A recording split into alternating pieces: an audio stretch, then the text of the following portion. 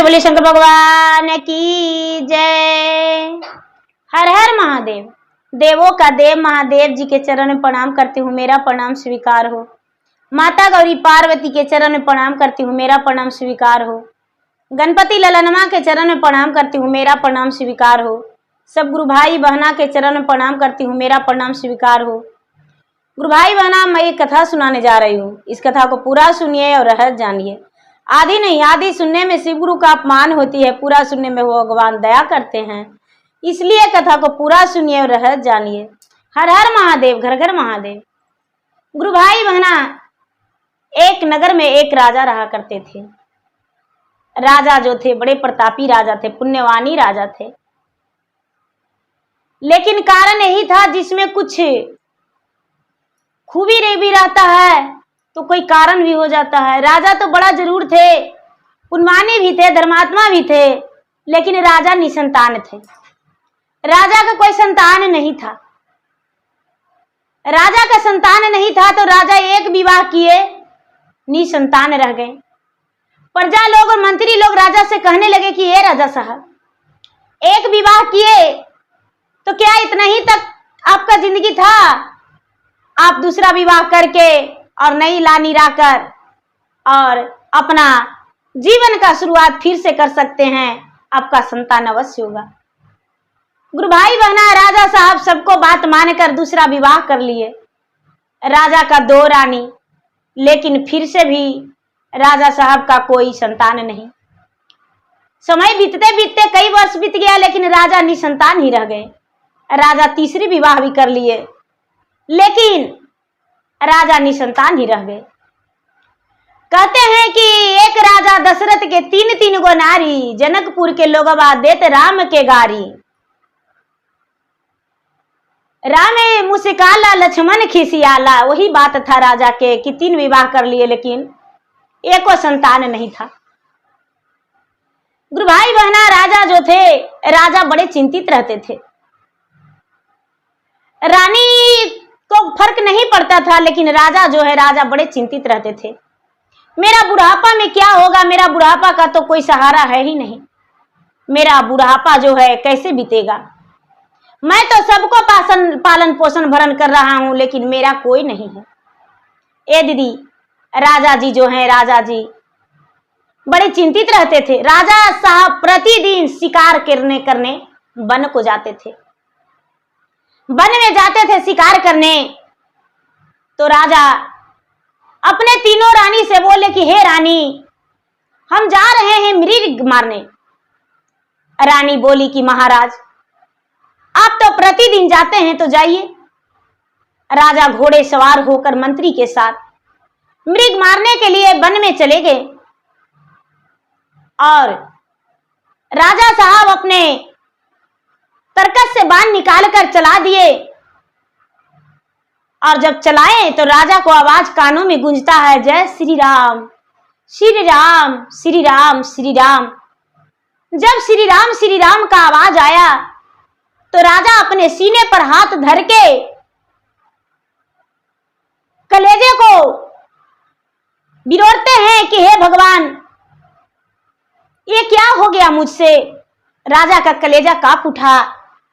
हे भगवान, मैं कितना बड़ा पाप कर दिया हूं। लगता है कोई मनुष्य का मैं प्रहार कर दिया, जीवन ले लिया। हे भगवान, ये मेरा कितना बड़ा अपराध हो गया। मैं कितना बड़ा पापी हूं जो मुझसे इतना बड़ा घटना घट गया मेरे हाथों। मंत्री को राजा कहते हैं कि हे मंत्री साहब, मैंने बहुत बड़ा अपराध कर चुका हूं। चलिए, ये आवाज किधर से आ रहा है?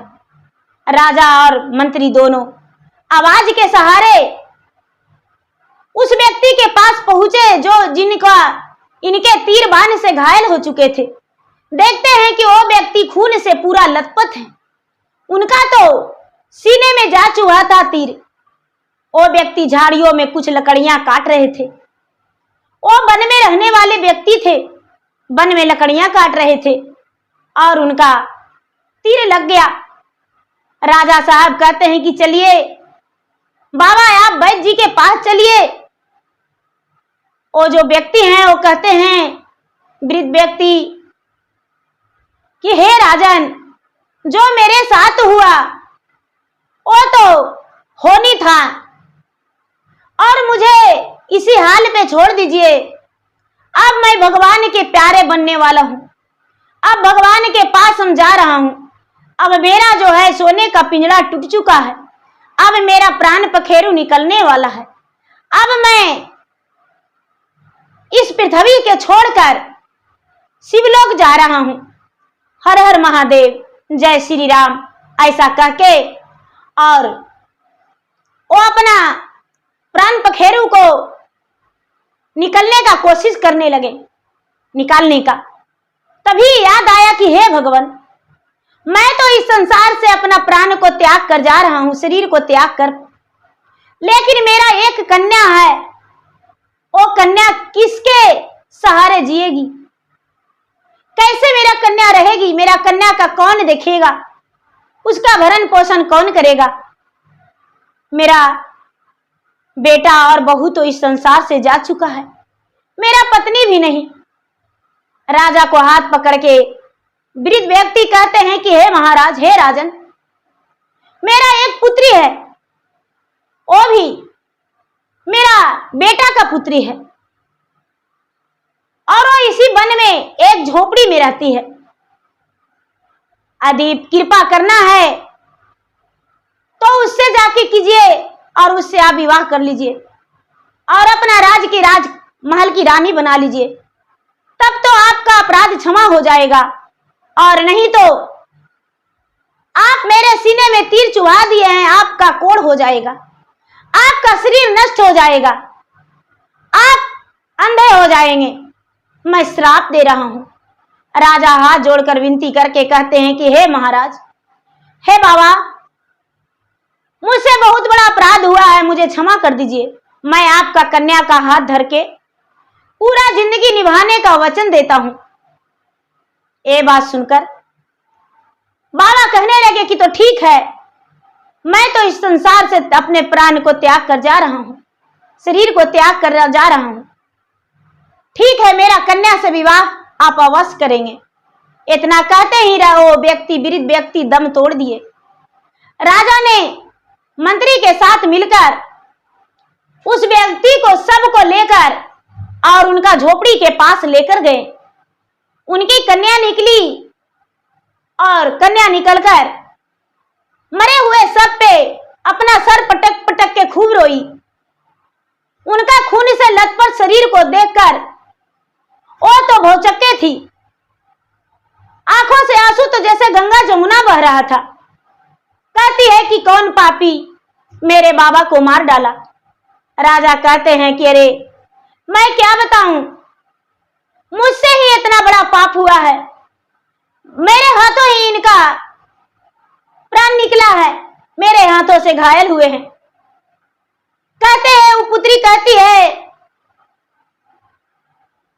कि हो रामा के करा हमें दुखवाय अपन सुनाए वो राम। बचपन में माई मरले, बचपन में बाबू मरले, किया हो रामा मोर बाबा रहलन सहारा हो राम। किया हो रामा उनके सहर वे जिंदगिया हम काटती हो राम। ये जो राजा हैं जे कहते हैं, असुआ के धारा तो मति रे बहावहु हो राम। किया हो रामा अपना तेरे बनाई तोहरो राखव हो राम। राजा जो है वचन दिए कि अपना तिरिया बना के रखेंगे। इनका प्राण तो मेरे हाथों गया है, लेकिन हम आपको तकलीफ नहीं होने देंगे। वो जो बेचारी वृद्ध व्यक्ति का कन्या थी, वो अपना हिम्मत जताई और अपने बाबा को अग्नि संस्कार करके, क्रिया कर्मठ करके राजा जो है उसी जंगल में 15 से 20 दिन तक लगातार रहे। और मंत्री जो है, मंत्री राज में चले गए राज संभालने के लिए। जब क्रिया कर्मठ संपन्न हुआ तो मंत्री साहब लौटे और राजा को विवाह करवा के अपने नगर को ले गए।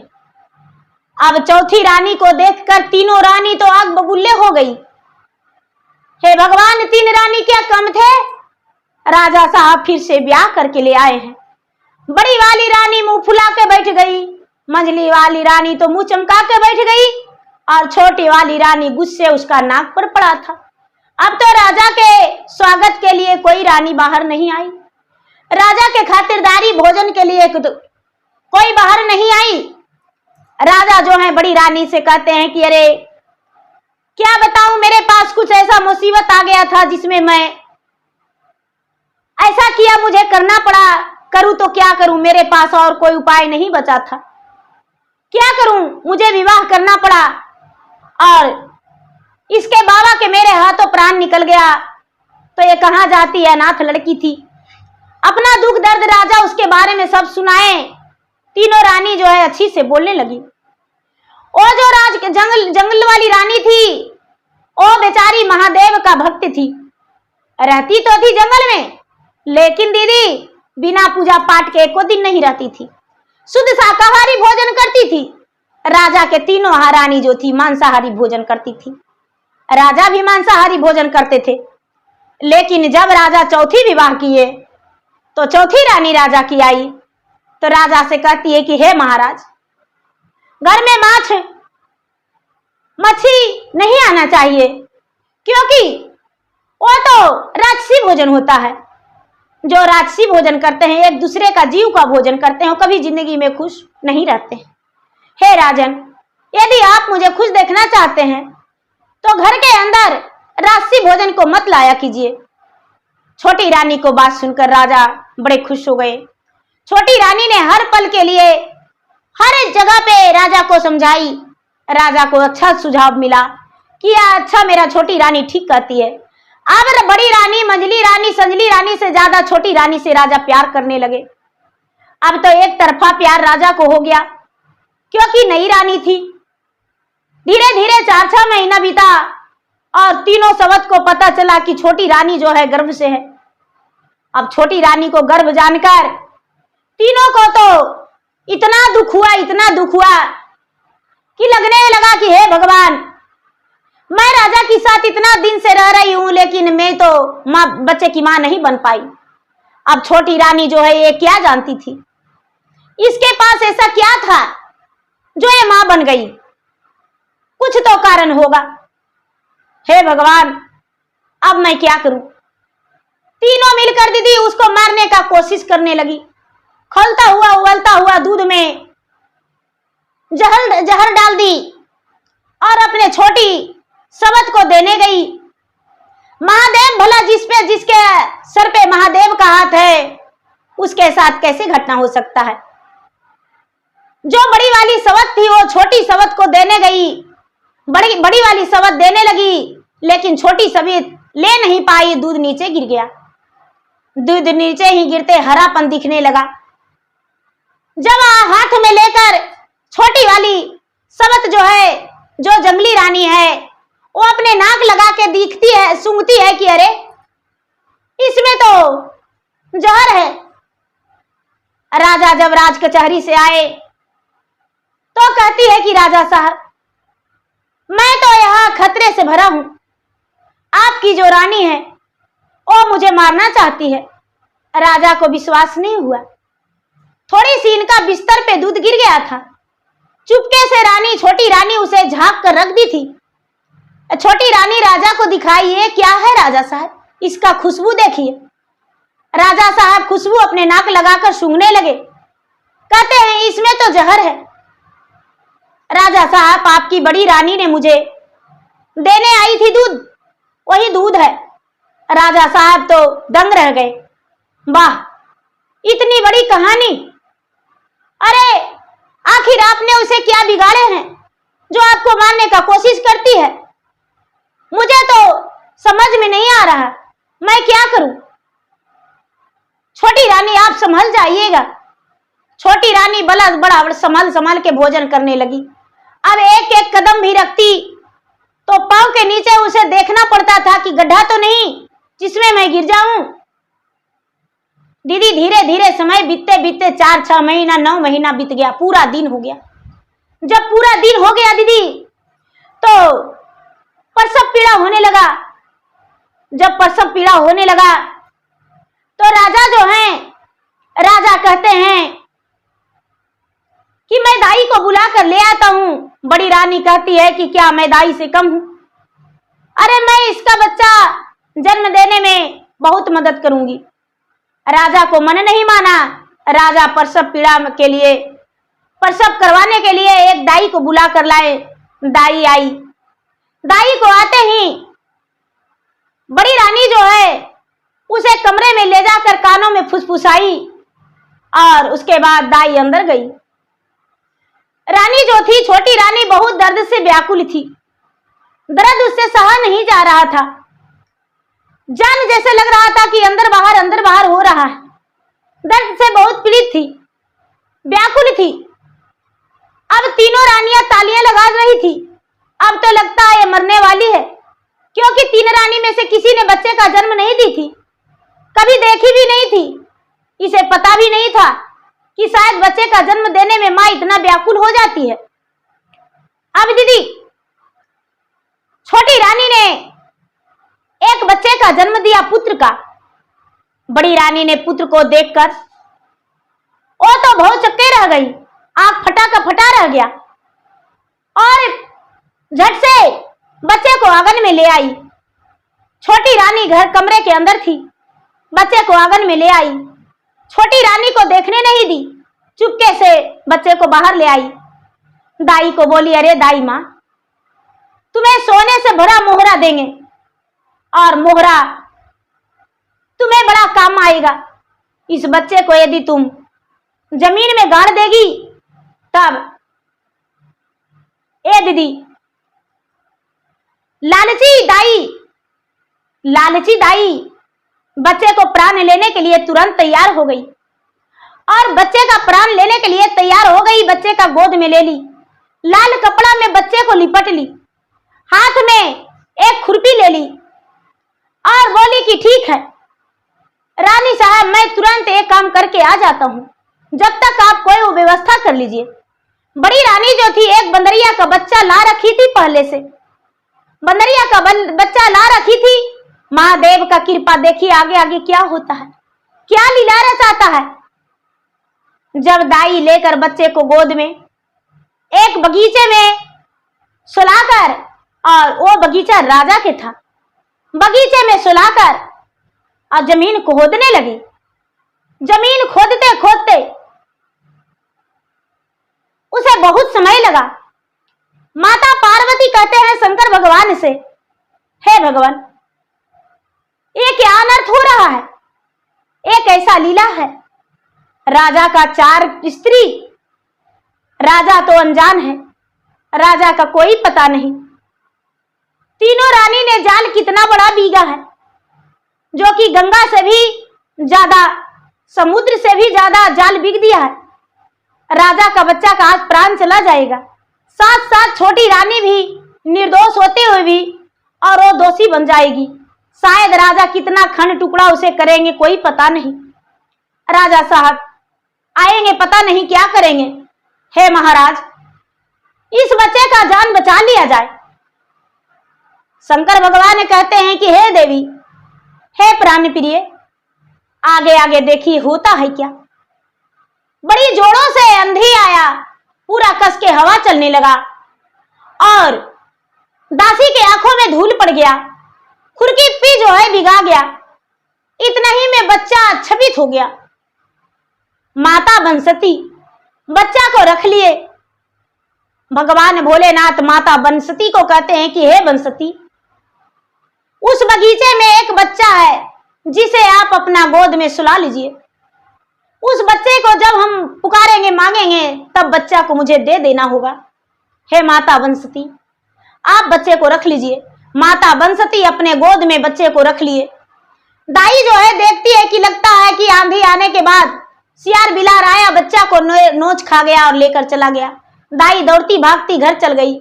रानी साहब, आपका मैं काम कर दिया हूं, जल्दी से सोने से भरा मोहरा मुझे दे दीजिए। दाई को तुरंत मिल गया पैसा, सोने का सिक्का। अब दाई बड़ा प्रसन्न हो गई। राजा आए तो पूछने लगे कि भाई क्या हुआ। बड़ी रानी राजा के कानों में फुसफुसाती है, राजा साहब, छोटी रानी तो जंगली रानी ने नाक कटवा के रख दी। जो आपकी जंगली रानी है वो नाक कटवा के रख दी, ये तो गजब कर दी।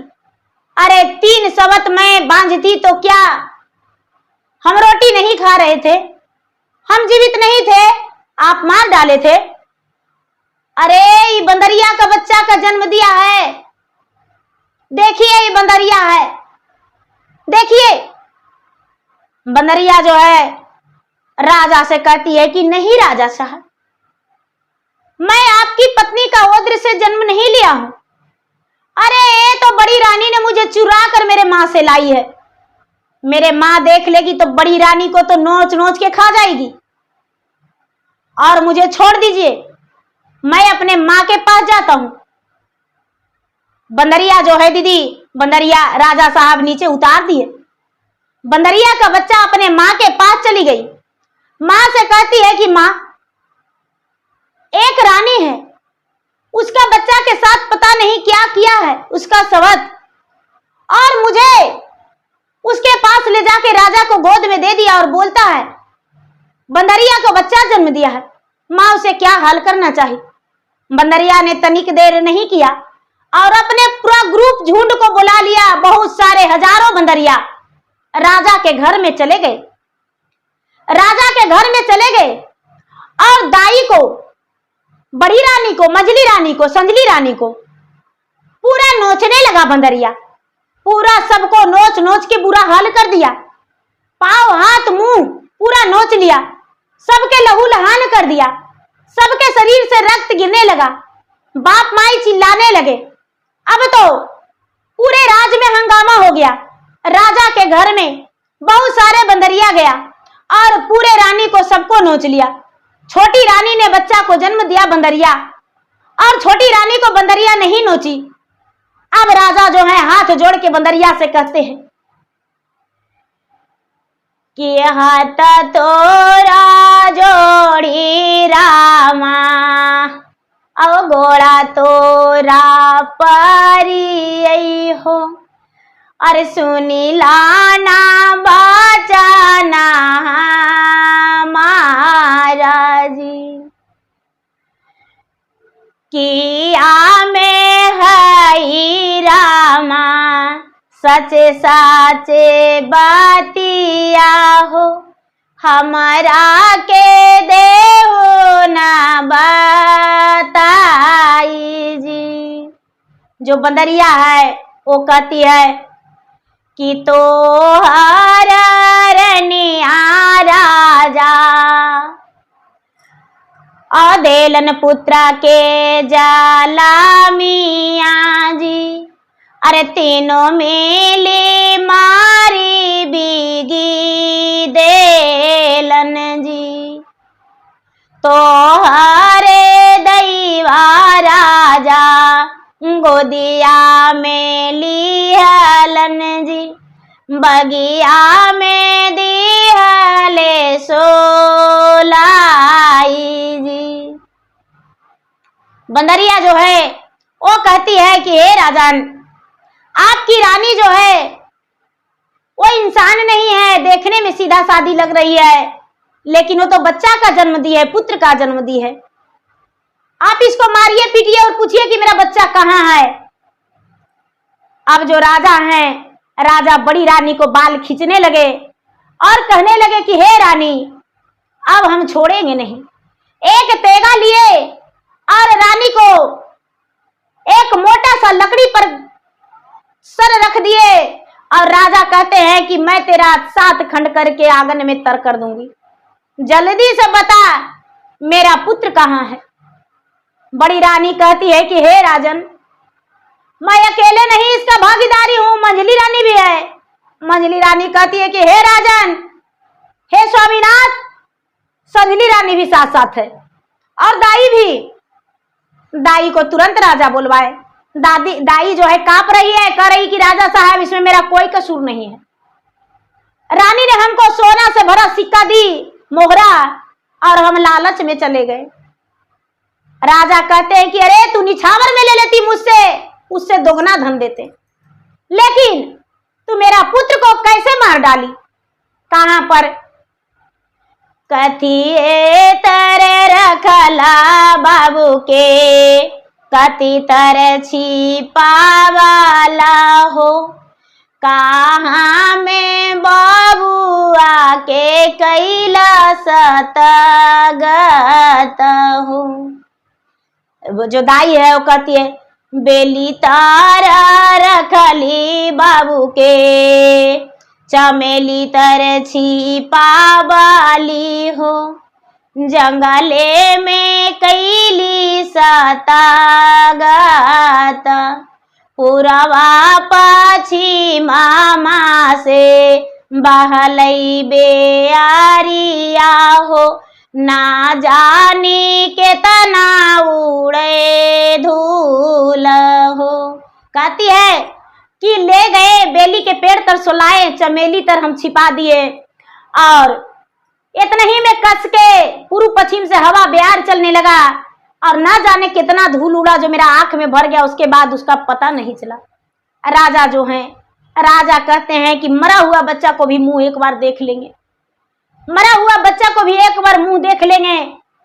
अब तीनों रानी जो है, अब बेचारी छोटी रानी तो प्रसव पीड़ा से व्याकुल हो चुकी थी, उसका तो चलने का ताकत नहीं था। दीदी आप तो जानते हैं कि जब माँ बच्चे का जन्म देती है तो उसका चलने का ताकत नहीं रहता है, वो चल नहीं पाती है, बोलने का हिम्मत नहीं रहता है, लेकिन धीरे धीरे धीरे धीरे उसके शरीर में ताकत हो जाता है, बच्चों को देखकर हौसला जागता है। लेकिन छोटी रानी के पास तो बच्चा भी नहीं था और रो रो के बुरा हाल कर चुकी थी, तो उसका क्या बीत रहा होगा, उसका कैसा ताकत मिलेगा। तीनों रानी जो है, तीनों रानी जंगल में गई, राजा लेकर गए वही बगीचे में, और दासी जो है, दासी भी लेकर गई।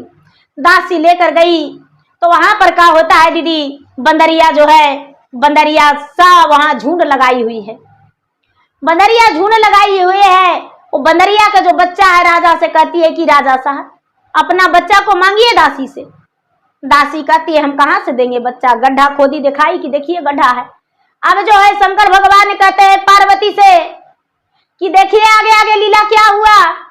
शंकर भगवान से पार्वती कहते हैं कि महाराज आपका महिमा तो अपरंपार है, आप तो बंदरिया के झुंडे लगा दिए, राजा के घर में सेनापति ढुका दिए बंदरिया के, तो भला आप क्या होगा, जो होना चाहिए वही हुआ। देखिए तो उसको बच्चा दे दिया जाए। जो पार्वती कहते हैं कि महाराज माँ के लिए संतान से बड़ा कुछ नहीं होता है, उसका बच्चा को लौटा दीजिए। शंकर भगवान जो है बंसती माता से कहते हैं कि हे बंसती आप राजा को बच्चा को जल्दी से लौटा दीजिए, राजा के बच्चा को लौटा दीजिए। यदि राजा के बच्चा के नहीं लौटाएंगे तो राजा इतना बड़ा पुजारी है, इतना बड़ा धर्मी है, तो बताइए यदि बच्चा नहीं मिलेगा तो छोटी रानी को क्या होगा। राजा तो अधर्मी थे, दूसरे को प्राण हरण करके खाते थे, लेकिन छोटी रानी ने सब कुछ छुड़ा दिया और राजा को धर्मी बना दिया है। छोटी रानी का ओद्र से बच्चा जन्म लिया है। हे बंसती माता बच्चा लौटा दीजिए। बंसती माता एक बुढ़िया के रूप धारण करके वही लाल कपड़ा में लपटे हुए बच्चा को लाकर कहते हैं कि अरे एगो बच्चा हमको मिला है, इस जगह पे सोया हुआ था, बच्चा रो रहा था, ये तो कल ही रो रहा था, रात्रि में हम इसे सुला ले गए हैं। अरे भाई किसका बच्चा है। राजा जो है बड़ी रानी कहती है बच्चा मेरा है, मंझली रानी कहती है बच्चा मेरा है, छोटी रानी कहती है बच्चा मेरा है। राजा तेगा चमाचम चमकाते हुए बड़ी रानी को प्रहार करने का कोशिश किया कि तेरा गर्दन काट देंगे, तेरा बच्चा कैसे हो सकता है। अरे निर्दयी माँ, तू बच्चे की माँ नहीं बनी तो कम से कम दूसरे को बच्चा को ऐसा नहीं करती। दूर रहो, बच्चा में हाथ मत लगाओ, तू पापन हो। राजा साहब अपने चादर फैलाकर बच्चा को अपने गोद में लेकर सीने से लगा लिए और सीने से लगाकर 1000 बार उसका गाल चूमे। नन्हा सा प्यारा सा बच्चा, माँ का ओद्र से शीशा वसा बच्चा जन्म लिया था। अब तो राजा के आंखों से आंसू गिर रहा है, लेकिन अंदर से खुशियां जो है उबल रहा है। राजा तीनों रानी के कहते हैं कि मेरे नगर से, मेरे राज्य से, मेरे जिंदगी से चला जाओ। राज में पूरा राजा ढिड़वारा पिटवा दिए कि भाई इन तीनों रानी और दासी को जो भी जगह देगा उसे फांसी के तख्ते पर चढ़ा देंगे, और फांसी के तख्ते पर चढ़ा के उसको फांसी दे देंगे। तीनों रानी को नहीं कोई भोजन देगा, नहीं कोई काम, और तीनों रानी इस राज्य से निकल जाएगी। जो मेरा संतान के नहीं भला वो किसको रह सकती है। अब राजा साहब के तीनों पत्नी वहीं से और एक दाई, चारों निकल दिए दीदी। अब यहाँ पर के कहानी यहाँ पर आगे बढ़ाते हैं दीदी। जो बच्चा है, बच्चा को लेकर राजा साहब चले गए अपना राज में, अपने राजमहल के अंदर। जो छोटी रानी है उसका तो रो रो के बुरा हाल हो चुका था। वो तो रो रो के अपना आंखें पूरा फुला ली थी, जैसे गुल्लर, उस तरह उसका आंख लाल हो चुका था। अब राजा ने तुरंत अपने रानी को गोद में दिए। अरे प्राण प्रिय, ये बच्चा तुम्हारा है, अपना बच्चा को अपना सीने से लगा और दूध पिला। छोटी रानी ने अपने बच्चे को रात में जन्म दी थी। सवेरा हो चुका था, सूरज निकल आया था, आधा दिन ढल चुका था। अब बड़ी रानी के कारनामा तो कहना ही नहीं। छोटी रानी गोद में लेकर सीने से अपना बच्चा को दूध पिलाई। बच्चा जो है मुख बड़ा दूध पीने लगा, चुटुर चुटुर चुटुर चुटुर दूध पिया। अब राजा जो है पूरे राज में पूरा खुशियां बंटवाए, मिठाई बंटवाए, पूरा गान बजान किए। छठी के दिन बड़ा खुशियां मनाए, बहुत धूमधाम से खुशी मनाए। अब दीदी यहाँ का होता है, जो चारों है दीदी, चारों तीनों राजा की रानी और एगो दासी, चारों जिसके दरवाजा जाती है, ए भैया हमको काम दीजिएगा। अरे आप कौन है? देखने में तो बड़ी अच्छे घर से लग रहे हैं। अरे हम लोग बड़ी गरीब हैं, बड़ी निर्धन है। तब कोई आ जाता है। अरे अरे अरे, वो राजा साहब ढोला पिटाए थे, लोग कल बोल रहा था कि राजा के तीनों रानी और एगो दासी, वही है आप क्या? अब रानी का हक बक बंद हो जाता था। अरे झड़ुआ से इसको 4 झाड़ू मारो, ये हथियारिन है, हम लोग का बच्चा कभी मार डालेगी। ये बच्चे की चोरनी है, बच्चा के जीता बच्चा के जमीन में गाड़ने के लिए पैसा दी थी। अब दीदी कोई कहता है जब तक कोई 2 झाड़ू लगाइयो देता है, 2 डंडा लगाइयो देता है। दीदी चारों जो है, तीनों रानी और एक दासी, चारों कई दरवाजा में पिटाई। धीरे धीरे उसका जान अधमरा हो गया। चारों जो है अपना अपना मैके गई। मैके में भी उसका भौजाई खूब स्वागत की, जड़ुआ से, बढ़नी से, और उसके बाद मैके से भी निकाल दिया गया।